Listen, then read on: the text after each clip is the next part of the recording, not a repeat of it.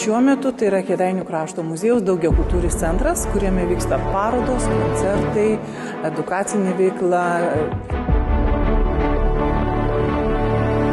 Ir prieš jūsų akis yra 2 sinagogų kompleksas. Šita gatvė vadinasi Džiazo gatve. O kodėl džiazo? Turbūt nepaslaptis, Kėdainiai ir agurkai net labai yra didelė asociacija.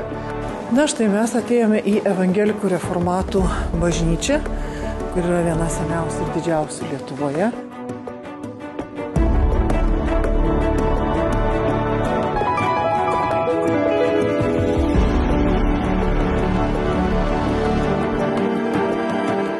Čia Škotų kvartalas Evangelikų reformatų bažnyčia.